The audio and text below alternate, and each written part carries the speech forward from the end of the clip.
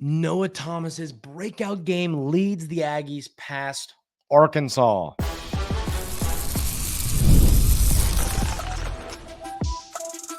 You are Locked On Aggies, your daily podcast on the Texas A&M Aggies, part of the Locked On Podcast Network, your team every day. Welcome on into Locked On Aggies. I'm your host, Andrew Stefaniak. Thanks for making Locked On Aggies your first listen every single day. Today's episode is brought to you by FanDuel. Place your first $5 bet and you'll get started with $200 in bonus bets guaranteed. Visit FanDuel.com to get started. Ladies and gentlemen, was it pretty? I don't think you could say it was. Was it a win? Yes, they don't draw pictures. The Aggies get it done in a football game that obviously, yes, Texas A&M has been historically very successful in, but it's always weird and a lot of times it's tight. But Texas A&M finds a way to get that done. And a big reason why was the breakout performance from wide receiver Noah Thomas. You know, on the season, Noah Thomas so far into the season, 5 catches for 38 yards, 1 catch for 2 yards, 3 catches for 28 yards, 1 catch for 10 yards. But against Arkansas, he shows up when it matters the most. 6 catches, 109 yards, and of course, a long touchdown in this ball game. I mean, it was just truly the 58-yard touchdown for Noah Thomas was a big part of this game. It was really the answer to Arkansas' 75-yard touchdown to kind of get the game going. So, you know, it was a great day for Noah Thomas to show up because he really was the passing attack. I mean, you look, the other Texas A&M receivers, I mean, Marcel Reed had 163 passing yards. So Noah Thomas had 109 of those. He was the air game for this football team. And Noah Thomas is a player you needed to show up. He's so talented. His upside is so high. He's a guy that I still believe is going to be an NFL player. He's got the frame. He's got the size. He's got the speed. He's a really good player. And this was his here I am game, you know, and we were expecting that. You know, he kind of had his here I am game last year in the season opener where he had a bunch of touchdowns, but then he never really did it against a great team. And not saying Arkansas is an elite team, but he does it against an SEC team. So, you know, once again, heading into this Arkansas game, I thought Texas A&M would win, but I was not confident. The way it played out is kind of how I thought it was going to play out. I did not have this confidence of, oh, we're going to wipe the floor with them. We're going to win by 1 million. No, I had a feeling this was going to be a tight one. I thought maybe if we were lucky, we'd win by a touchdown. Texas A&M wins by 4 points. But Marcel Reed and Noah Thomas building that connection is going to be so, so important for this football team down the road. I think Noah Thomas has officially become the guy in the passing game. He is the guy. And that's what you need. You need him. You needed someone to step up. This is something that we've said for, you know, weeks and weeks and weeks here on the show is you need one of these receivers to show up and be the alpha dog in this room. And I think Noah Thomas has maybe done that with his performance. You know, for a while we were going, is it going to be Cyrus Allen? Is it going to be Ja'Day Walker? Is it going to be someone, is it Moose? Who's it going to be? And I think this is the game where Noah Thomas says, listen, it's me. So I was really fired up with his performance in the game. He looked good. He's getting open. He's winning 50-50 balls. He's doing everything right. Love the way Noah Thomas played in this game. And hopefully this connection between him and Reed will continue on the rest of the season to be something Texas A&M can rely on a game-to-game basis. So the run game, you also got a lot going in this football game. 134 yards on the ground. Not the best average, but I'll tell you this. I mean, Amari Daniels did not have a great day. He had 9 carries for 14 yards, along of 5. But on the other hand, Le'Veon Moss, 13 carries, 117 yards, 9 yards per carry, along of 30, gave you the explosiveness. I'll tell you. I mean, and then, you know, you get 2 carries from E.J. Smith for a loss of 2 yards collectively there. I think that watching this running game, Le'Veon Moss is your guy. And I think we know that now. And I think we knew he was your guy. But what I'm saying is I'd give him 15 to 18 carries, not 13. You know, I think that Now I know that you got to put Amari Daniels in to relieve him at some points when he's tired, but I mean, Le'Veon Moss is your guy. I think we know that now. I think we all can agree on that. He's the guy here. And he just looks explosive. He has that get away from you speed. He does every single thing right when it comes to running the rock. And I'm just telling you, he's a star, and it's really hard to keep the football out of his hands. I think you got to try and maybe get him a few more carries per game. And I'm not saying run him into the ground. I'm not saying 25 carries a game, but maybe 18. Maybe 18. I'd be fine with 18. If you're running the football 38 times, obviously a good chunk of those is going to go to Marcel Reed. But I think 15 to 20, if not 18 to 20, should go to Le'Veon Moss. He's just so good. It was good to see him get in the open field, run, break off some long ones. He looked really, really solid in this football game, and that was huge to see for this Texas A&M team that, you wanted to get your guy going on the ground here. So was really happy with the way the Aggies ran the football in this game. You're going to, knowing Colin Klein wants to run the football. This is something we've discussed all, season so far. I wanted to kind of see his scheme. I kind of wanted to see what he was going to do on a game-to-game basis. And once again, he proved, listen, I am running the football. And they did that in this football game. And they looked good doing it. I mean, once again, Le'Veon Moss was the one doing the chunk of it here. I mean, you had a total of, what was it? 134 yards. He had 117 of them. So he was your ground game. And it's funny because he accounted for almost all your yards and didn't even have half the carries, not even relatively close to half the carries. So was happy with the way the team ran the football. I think maybe if you give Moss a few of those extra carries, this yards per carry average is a little bit better. And I think he's proven I am the guy. So really excited to see, does he get more carries down the road? Like I said, don't run him into the ground. I'm not saying 25. I'm saying 18. I think that's the number we're shooting for. 5 more carries. I think that helps your ground game. The next thing I have here is Nick Scorton. We talked about Nick Scorton's been great, but we needed him to be greater. We needed him to be the guy that we thought he could be. And what does he do in this game? 2 sacks. Just looked really, really good. In significant moments in the game, he was there. He was making plays. So was Stu. I mean, Stewart looks good. I mean, top to bottom, your defensive line was really, really good in this football game. I was really happy with the way these guys played. Nick Scorton is going to be the guy. He's going to be the defensive lineman that you are calling upon to get in the backfield on a game-to-game basis. And it'd be awesome to see him start racking up the sacks. He's a guy that I believe is still going to be a potential first-round pick in the NFL draft.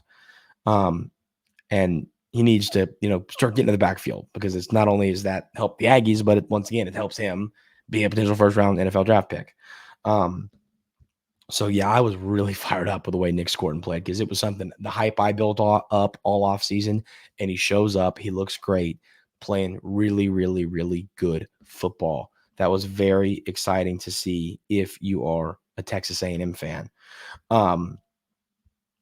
So, I mean, this defensive line, we've talked about it. In the offseason, I predicted Texas A&M to run it back and lead the SEC in sacks again. And to start the year, I mean, they added the totals? Where are we at now? We are at, I don't think have they added it? No, I don't think they've added it. So I believe we'll be at 8 sacks after this game. I mean, so I think you've got a chance to maybe get to 30, knowing you have 7 games. I don't even know about that. I mean, point being, you have not racked up the sacks like I expected this team to, but still, I was really happy with this pressure. You saw this last year, though. You saw this last year where Texas A&M, they didn't get a ton of sacks in non-conference play in the first few games of the season. And then SEC play rolls around, and they're getting 4 or 5 sacks a game, and they add up. So maybe you'll see this team start to rack up the sacks as we get deeper into conference play. But still, the way the defensive line played in this game, and we'll talk more about the run stopping here in a minute, but the way this defensive line played in this game, you're going to win a lot of football games. I was very, very happy with how this unit, especially Nick Scorton, showed up in this football game. We're going to talk a little bit about the punter. Yes, because I don't want to say we're Iowa, but darn it, he might have been the MVP. We'll talk about why coming up right here on Locked On Aggies. But first, I got to tell you about our friends over at FanDuel. Hey, NFL fans, you can start the season with a big return on FanDuel, America's #1 sportsbook. So when you get a hunch in the middle of the game, you can check out the latest stats, view live play-by-play, and so much more on the same page you place your bets. You'll get started with $200 bonus bets guaranteed when you place your first $5 bet. Go check out the weekend bets. I'm recording this on Saturday evening. A lot of good NFL football tomorrow. Some good Monday night games coming up this evening. I'm excited about those too. Hope I play with my dad in fantasy football this week, so we haven't talked in a few days, and depending on how it goes, we might not talk for a few days after. But a lot of good NFL football, a lot of fun to bet on. Anytime touchdown scores are a ton of fun. Go check it out on FanDuel. So visit FanDuel.com. Once again, America's #1 sportsbook and the official partner of the Locked On Podcast Network.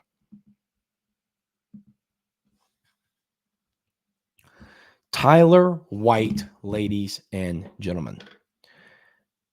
And I don't want to sit here and say that we're Iowa, because that's a joke. We're not Iowa, but darn it, man, the way that he played in this game was massive. Massive. I mean, listen to this. He had 9 punts, an average of 43.1 yards per punt. 7 of those 9 punts were inside of the 20. We could sit here and we could say, oh, Andrew, oh, shut up. It's punting. Who cares? Having a punter who can do stuff like this, winning the field possession battle is so, so important every single football game. It is massive. And thanks to Tyler White, Texas A&M was able to win the field possession game a lot.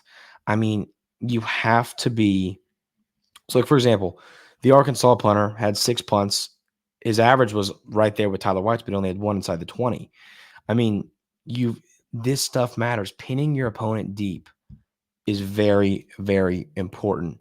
And I mean, I don't know how you can't be fired up off having a punter who can pin your opponent. Winning the field possession game matters, and it matters a lot. It matters so, so, so much. And, it's just something you can't sit here and be excited, talk enough about. Because is it fun to talk about punters? No, it's not. It's not as much fun to talk about punters as it is receivers and whatever. Point is, it matters a lot. Ask Iowa. I'm sorry, that's the last Iowa stray they're going to catch tonight. But all kidding aside, Tyler White played a very massive role in Texas A&M winning this football game. That is the bottom line. He was huge for this team. Great to see that. Your new punter, your new guy come in and play good ball and help you win a football game.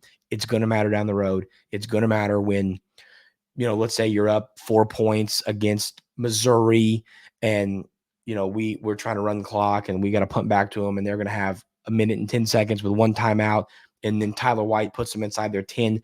That's when this stuff matters. And I have the full confidence in the world that he's going to be able to do that. So Marcel Reed, here's the thing. Was he perfect? Were there some throws he'd like back? Of course there were. But he makes plays. I mean, ladies and gentlemen, Marcel Reed makes plays. He's a baller. He's a gamer. When it matters the most, he shows up. 11 for 22 in this game, 163 yards, 2 touchdowns. He ran the ball 10 times for 13 yards, and it had a touchdown. Obviously, sacks play a role in that. There was 3 sacks, which were collectively, does it say how much the losses were? Because obviously that's still silly to me that in college football, the sacks count as lost rushing yards. But yeah, he needs to get a little bit more dialed when it comes to the accuracy on some throws. There's no question. But when it mattered the most, when the game was on the line, Marcel Reed put together a drive. And that's what matters. He's a gamer. And at the end of the day, gamers win games. That's the reality. So, he started off hot, had the long touchdown to Noah Thomas, cools off, goes on a streak of, where it was like 4 for whatever, not like 4 for 13 or something, where it was not great. He was not dialed there at some points in the middle of the game. But then he finishes the game strong, puts together that drive to win the football game. Kid's got heart. Kid's got guts. He's a heck of a football player. And once again, I'm going to say it one more time, he is a gamer. And those are the type of players you want on your football team. So once again, he wasn't perfect. No, he was not perfect, but he was good enough to beat an Arkansas team that, yes, are they elite? I don't think they're elite, but I think they're a good football team. And I think Texas A&M is a really good football team that won a game against a good team on a neutral floor, neutral field. You know what I mean? So I think that if you're a Texas A&M fan, kind of revisiting this football game, sitting back and saying to yourself, how do I feel? Do we feel good about it? What are our thoughts on this game? I think you should be happy with the way Marcel Reed played it. Yes, he could have been better. He could have been more dialed. There's a few throws he should have made, no question. But he won the football game, and he was confident, and he looks good. That is what matters. That is my takeaway in this game from Marcel Reed. And then, to move on, piggyback on that, and talk about the huge drive to win the game. I know that the touchdown to Watson came with 9 minutes left in the game. But, hey, Arkansas got the lead. You got to pony up. You got to dial in, and you got to find a way to go score a touchdown. And Texas A&M was able to go do that. It was a huge, huge drive. I want to get the full numbers on that drive. No, it wasn't that one. Where'd it go? Oh, here it is. Yeah, 8 plays, 75 yards, 4 minutes, 24 seconds. You get a couple big runs from Le'Veon, and then the throw from a pass from Marcel to Noah Thomas. You get the pass to Trey Watson for the touchdown. He put together a drive. A lot of it was Le'Veon, but that I don't care. What I care about is that he made the throws. He made the throw to Noah. He made the throw to Watson. He found a way to drive. So and Le'Veon Moss played a huge role. Being a team that is able to make that drive in the fourth quarter, you're able to make that long touchdown drive to win a game. It's going to be important when you play better football teams, your Missouris, your LSUs, your Texas this is when this stuff matters. And they proved in this game, Texas A&M can make that drive when it matters the most. I think the run defense was really good in this game. The running back for Arkansas Jaquindon Jackson is a really good running back. And you held him to 10 carries, 37 yards, 3.7 yards per carry, did have a touchdown. But once again, if you would have told me heading into this game, hey, Andrew, Jaquindon Jackson's going to have 37 rushing yards and 1 touchdown. And I said, okay, sure. That's fair enough. Thank you. Thank you very much. I would have been all in on that. So I am really thoroughly happy with the way the run defense played. Because once again, was it awful? A few games, so far this season, I wouldn't say it's been awful, but it definitely hasn't been as good as we thought it was going to be. So a team like Arkansas that they can run the ball. And I think they did a pretty good job against Taylor Green. Once again, he had a few long runs. He had a few, read options where he pulled the ball and went and ran. You knew he was going to do that. But I thought the way I watched Taylor Green play against Auburn, I said, you got to be able to contain him. He's really good. I thought they spied. I thought they did a great job for the most part to keep him in the pocket. So I was very, very, very fired up with the way that this run defense played in this game. And the last thing I said, and I said in the beginning, and the last takeaway here is I'd rather win ugly than lose. This football game, we're going to talk about why I think 9-3 is now going to happen. I really do believe that. And we'll talk about it a little bit. It's a conversation that we've had, but seriously, you'd rather win ugly than lose. They don't draw pictures of the wins. It's just a win in the win column. You're 4-1 right now, not 3-2. Watching this team show up and not play their best football, but find a way to win really fired me up, because there's going to be those games where you don't show up. And it's going to happen. There are going to be those games. And then you have a choice. Are we going to find a way to win, or are we going to just roll over and go home and say, well, we lost this and we didn't play well?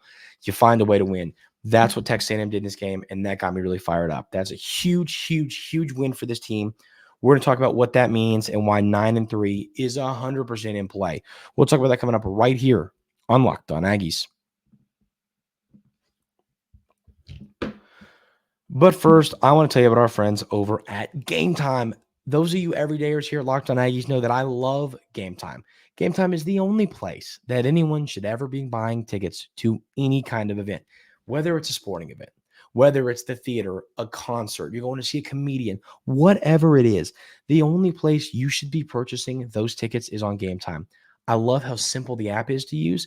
And my favorite part about the Game Time app is how you can see your seats in the app. So I open up the app, I see, okay, I want to sit down the left field line. I want to sit on the 50-yard line. Pull up tickets, click. Here's what the seat looks like. Here's what the stage, what the field, what the court, what the arena, whatever, what it looks like from your seat. And I love that feature. It makes buying tickets really good. And I'm a person, I like to switch up where I sit at venues to find my favorite seat. Game Time makes that really easy for me. It is the best app, the only place anyone should ever buy tickets. Take the guesswork out of buying tickets with Game Time. Download the Game Time app, create an account, and use code LOCKEDONCollege for $20 off your first purchase. Terms apply. Again, create an account and redeem code LOCKEDONCOLLEGE for $20 off. Download Game Time today. What time is it? Game time.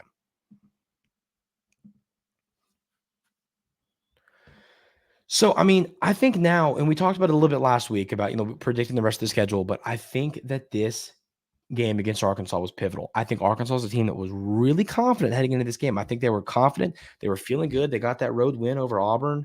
I think that this team was happy with how they were playing football. Their quarterback, he was making some mistakes through the air, but all in all, he was playing good football. He was running it. Your running back's playing great. Your receivers are getting open. Your defense is doing a pretty good job.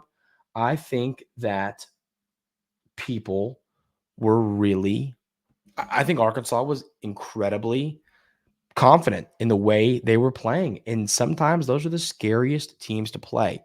It is really, really scary to play teams that are incredibly confident in their skills and the way they're playing. Texas A&M finds a way to get the win, and that's what matters. And so 9-3 now. I mean, once again, I think Missouri is a good football team. I think they're beatable. I think that LSU is a good football team. I think they're beatable. I think that Texas, the only reason I'm saying there's a chance you beat Texas is just because you're reviving a rivalry. It's at home. I believe this season Texas is a better football team. I think Coach Elko will hopefully take this program in the direction that I don't have to ever say that again. But I believe there's a world where you can beat them, and people are going to laugh at that and say, but you have to understand how rivalries work. You play up to competition. That's just the reality of it. So, yeah, I'll tell you, I believe that Texas A&M is going to show up in that game, and I think that they beat either Missouri or LSU. I can't decide which of those two teams it's going to be, but I think they're definitely going to beat one of those two football teams. And if you do that, I mean, all you really got to do is now the South Carolina game is very, very pivotal. So, that's something we're going to talk about. Obviously, that game's coming up soon. You've got Missouri. That this week is going to be a massive football game. We'll break it down. We'll talk about it. Then you got your bye week, Mississippi State, LSU, then South Carolina. That South Carolina game is going to be huge. If you can find a way to beat Missouri on Saturday, you're feeling very, very confident about your chance of winning 9 football games. So we're going to talk about Missouri all week. We'll have a crossover. We'll do all that this week. So that's got me fired up. Huge game coming up, ladies and gentlemen. I know Kyle Field's going to be rocking. If you find a way to win this one, 9 wins is on the table, and maybe, just maybe you bump into 10. That's going to do it for Monday's episode of Locked On Aggies. Thank you all so much for being here every single day. I really, really appreciate it. Recording this on Saturday night, heading to the beach with the family, going to North Carolina. Hope anybody that was potentially affected by the effects of the hurricane, hope everyone's safe, hope everyone's got power and all that. I know there's a lot going on. So thoughts and prayers to everybody there. But we're heading down to North Carolina on a little fishing trip. So I'll keep y'all updated if we get on anything, but I'll be doing shows as normal, everything normal schedule from North Carolina this week. So be ready for that. It'll be a normal game week here at Locked On Aggies. Can't wait to see y'all for the rest of the week. Hope everyone has a great rest of their Monday. Enjoy Monday Night Football, and we will see you tomorrow right here on Locked On Aggies.